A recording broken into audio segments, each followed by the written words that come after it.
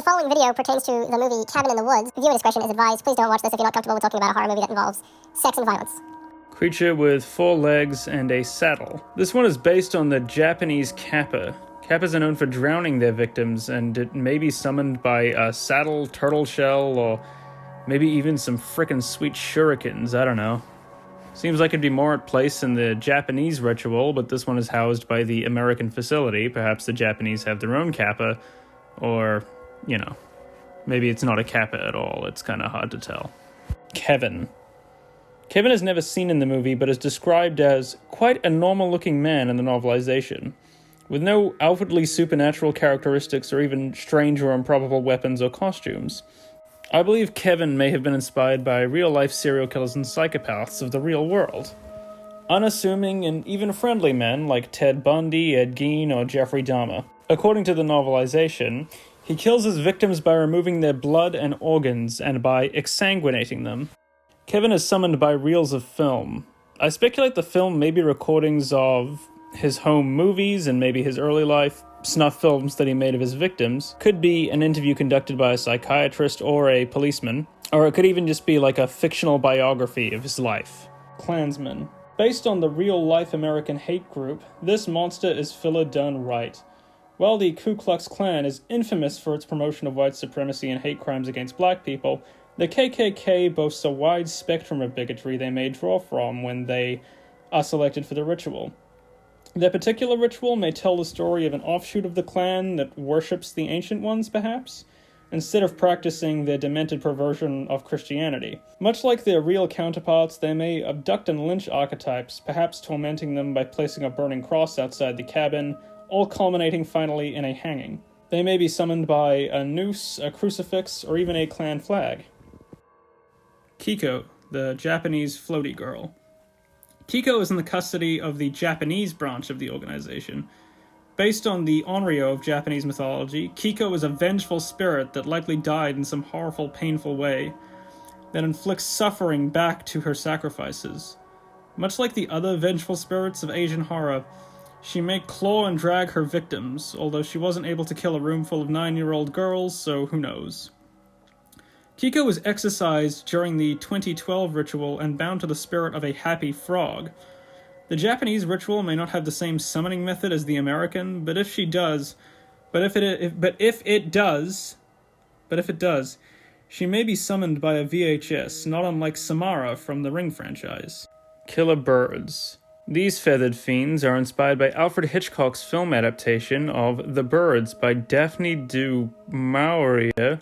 These birds likely swarm humans, pecking and clawing them from every angle until death from 1,000 pecks occurs. It's also possible they may just kind of collectively pick somebody up and then drop it like a magpie cracking a nut. They might be summoned by a bird call, birdhouse, or maybe even like by squeaking a rubber duck.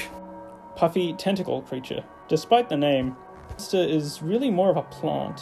Carnivorous plants are seen all over the place. Little Shop of Horrors, Jumanji, Dr. Terror's House of Horrors, and Biollante, the kaiju from Godzilla mythos. While killer plants have a tendency to simply just grab things and eat them, it may also use poisonous spores or secretions, like many real-life plants. It might be summoned by seeds, plant pot, or even just a biological sample of the plant.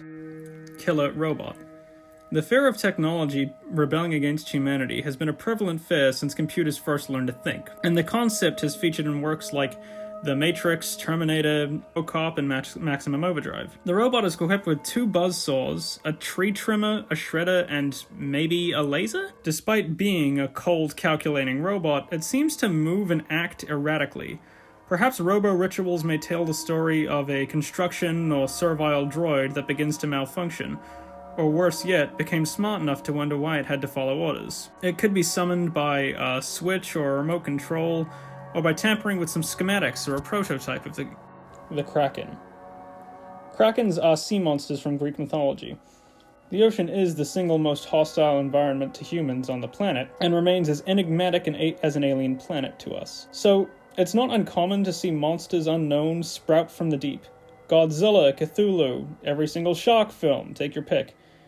But movies like Clash of the Titans, Pirates of the Caribbean, Dead Man's Chest, and even 20,000 Leagues Under the Sea do feature kraken monsters, but they do each differ in appearance from the seemingly disembodied mass of tentacles that the cabin employs. It seems to be capable of traveling on land unimpeded. It may be summoned by a sea trident. Floating leech creature. There are many fearsome leech creatures in film. For example, the shitweasels from Dreamcatcher, the worms from Slither, the killer condom from Killer Condom. Plus, leeches are just kinda scary in and of themselves. This thing probably drains the blood from its prey when it attacks. Could be summoned by, leech tooth. Man in transparent top. Immediately looking at this guy, I thought of Patrick Bateman in the iconic raincoat Huey Lewis in the News scene. And the cabin wiki did agree with me, but it was the second suggestion. The first, and frankly more plausible inspiration, was Giorgio from Castlefree. Although he doesn't wield a sledgehammer as far as I know, but neither does Patrick Bateman. It's perhaps a combination of the two, maybe? Or, least of all, it could simply be a nod to the common Halloween costume of like a sheet ghost. His attack is very straightforward. He bonk with hammer. What summons this guy? Well, it's either gotta be a sledgehammer or a top. The merman. The merman is based mostly on the classic movie monster, the creature from the Black Lagoon. The merman can survive on land and sea, and seems to just sort of maul his victims to death. He's summoned by blowing into the conch shell. Mummy.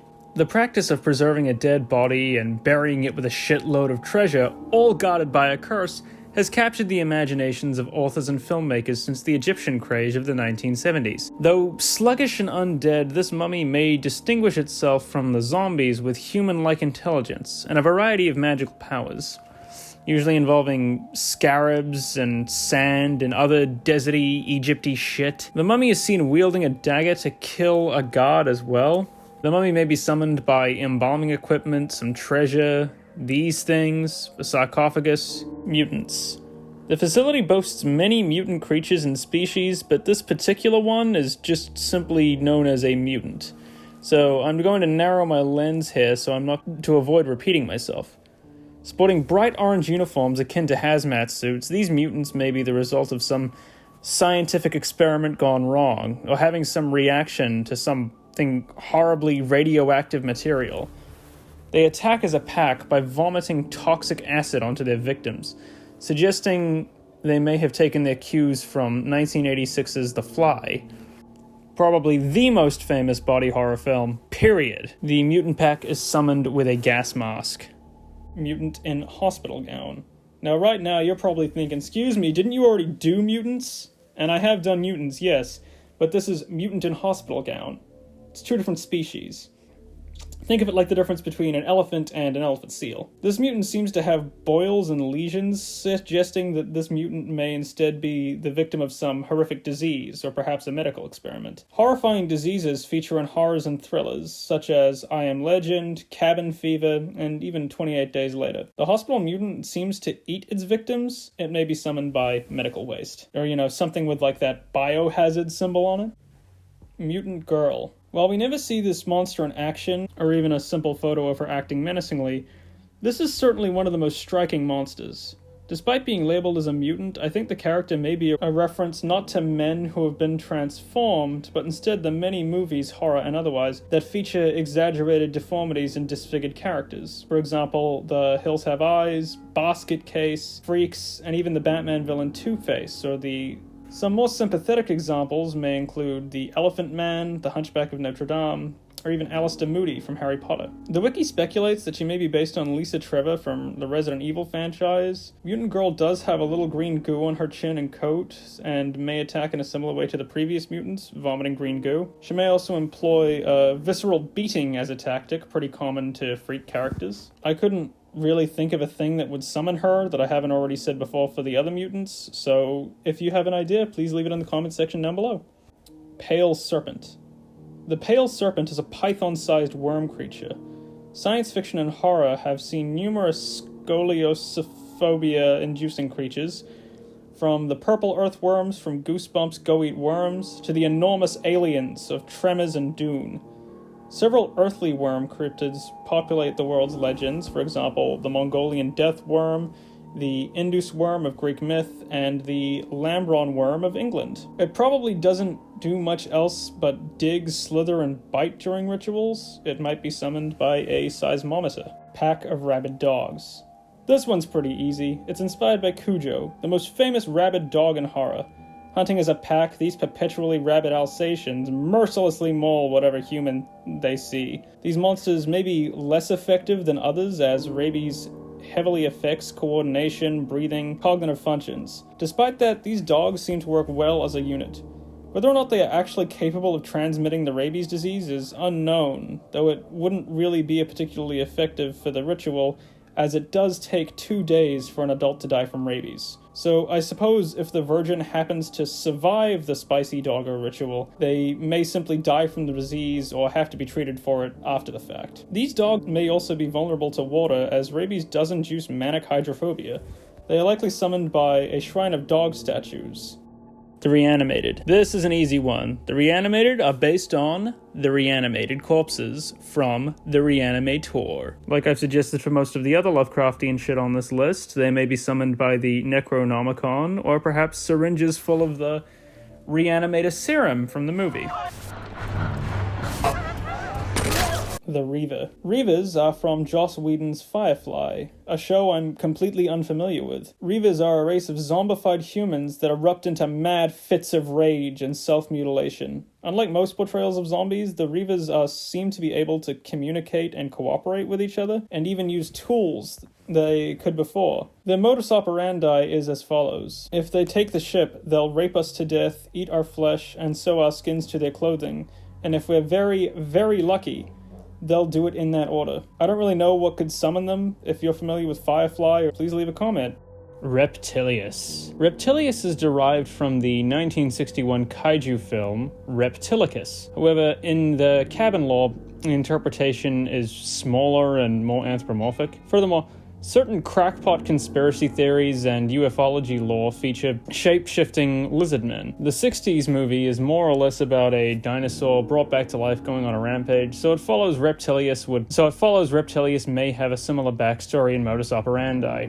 Or perhaps thawing from ice and exhumed from some sealed-off cavern or something. Or, if the conspiracy theory interpretation is true, it may come from some secret lair or base or something. Its power set and method of killing is unknown, but it probably just mauls and eats people. Having not seen the Reptilicus movie, I'm not sure what to suggest the item could be. An egg? A lizard hide? Maybe a tinfoil hat or a flat earth map? Sasquatch, Wendigo, Yeti. These are 3 similar cryptids across different cultures. The Yeti and Sasquatch, both being giant solitary apes dwelling in Tibet and North America respectively, and the Wendigo being an evil spirit that mutates whatever it possesses to a cannibalistic zombie, often with horrific misshapen proportions, suggesting that the beast may have been human at one point, or just some other poor animal. I imagine the Sasquatch would use ape-like hunting tactics, such as arboreal maneuvers, tearing flesh by hand like a chimp, maybe just picking shit up and throwing it, literally and figuratively, and punching things like a gorilla. The Sasquatch is summoned by a bottle of Eau du Sasquatch, possibly a pheromone solution disguised as a piney cologne.